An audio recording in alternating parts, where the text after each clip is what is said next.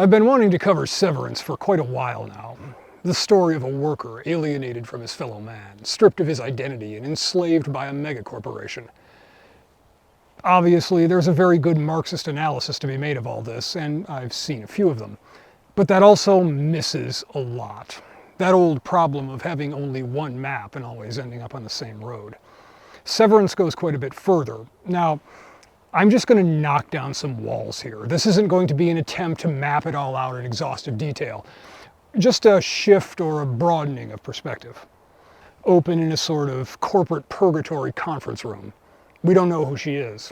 She doesn't know who she is. And she's trapped while some nervous voice prattles on through an intercom. If you've never been there, congratulations. Or be warned, depending on your age, I suppose. Title, next scene. Marx's arrival and entry into the offices of the Lumen Corporation. And I'm really struck by how they did this, because it would have been very easy to get trapped in a narrow, soulless art, fluorescent light, cubicle hell office-scape mold.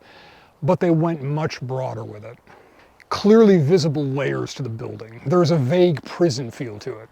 We saw him enter on the ground floor, the bottom.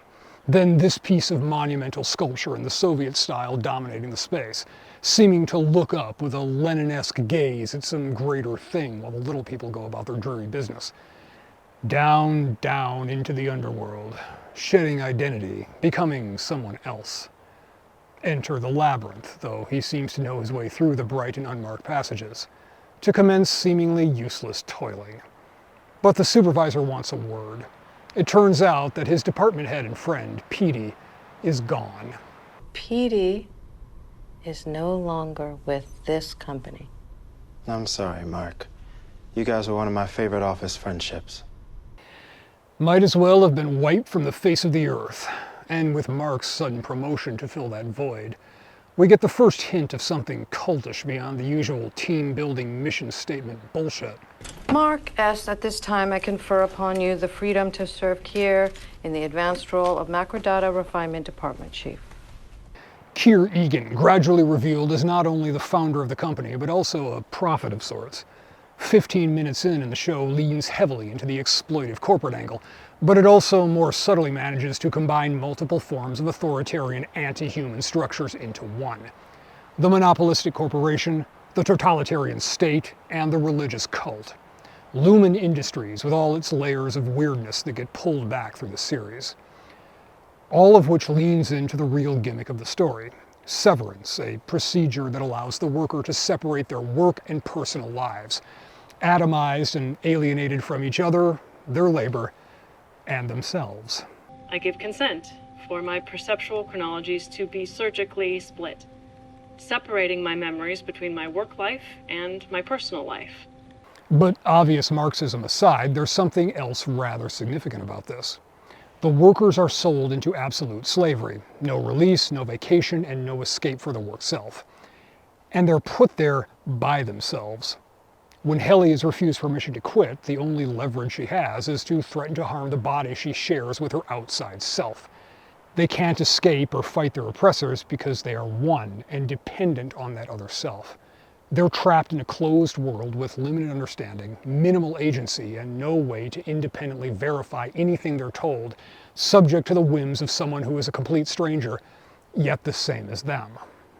Which says a lot about the modern world. Our immediate oppressors aren't supervillains or lizard people.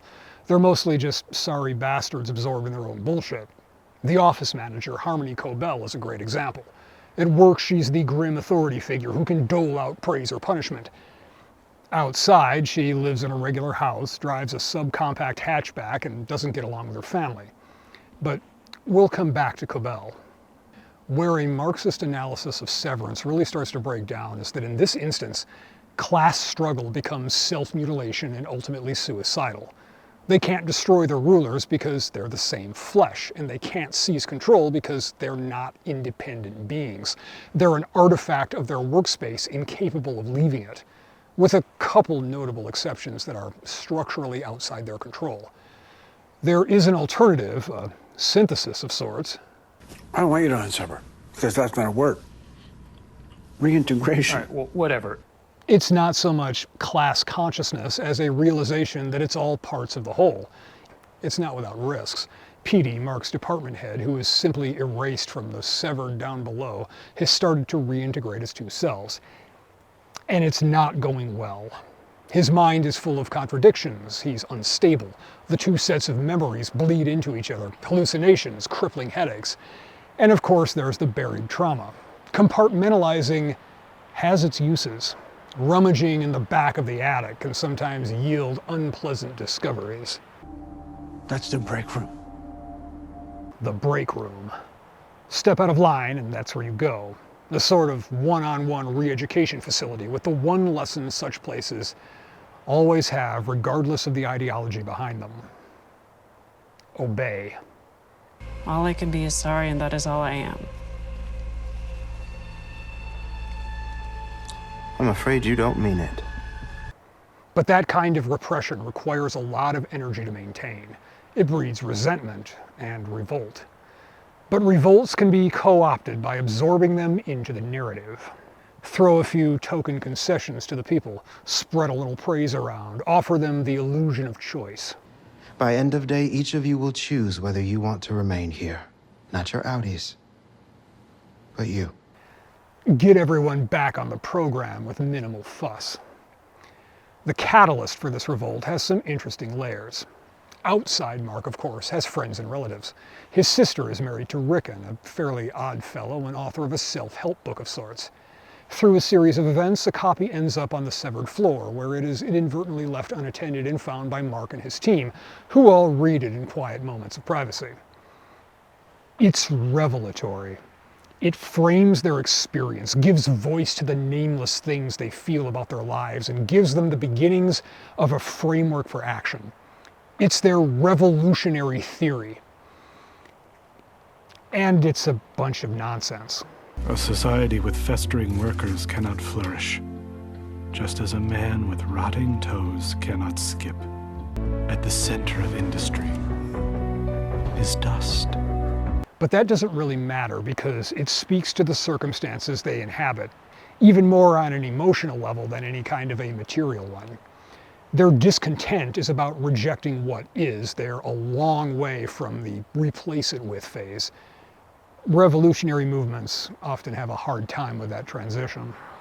This builds up through season 2 with the inexorable movement toward another revolt intensifying, but Mark's two selves have divergent interests.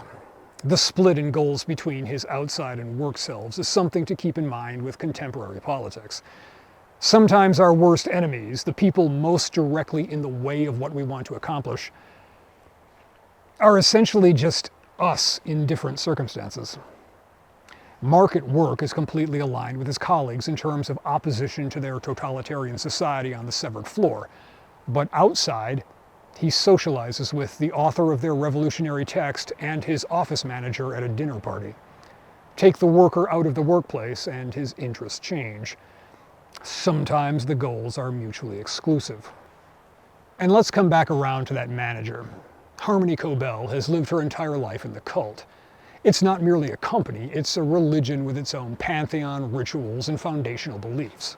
For the severed workers, it's a totalitarian state that they were born into. They can have an urge to rebel, but they don't have a frame of reference for what to replace their unsatisfactory conditions with. It has to seep in from outside. They can wake us up. What? On the outside, it's called the overtime contingency. But Cobell, she's out in the world, not severed. Her memories and experiences intact. And she has to reconcile her devotion to the cause and her knowledge that this thing she's devoted her life to has gutted her hometown, has broken her family, and has taken her greatest work and given the credit to her superiors. Even after being discarded by them, she still succumbs to that loyalty. Only after, when she's still held at a distance, welcomed back as a subordinate instead of a partner, and subtly threatened when she hesitates, does she finally break with them.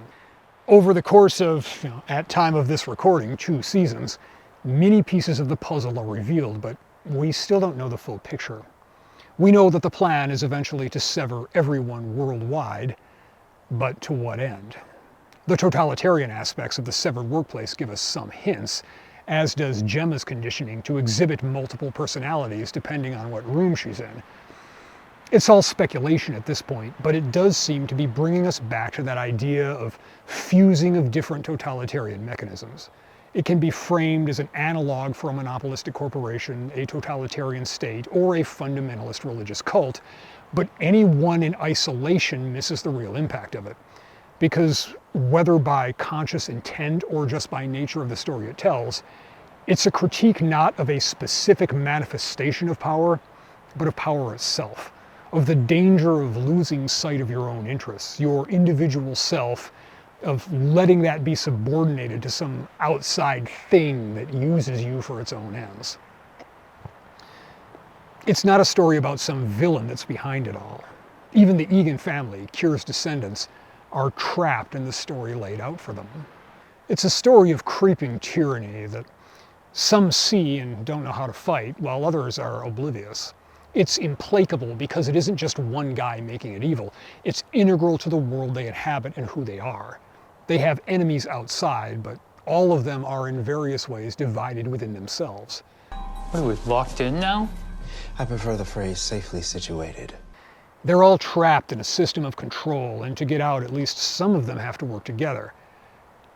But they can't trust anyone, not even themselves, and the most effective acts of resistance they can muster. The only things that hinder that system are ultimately self-destructive. It very much captures some essence of our time.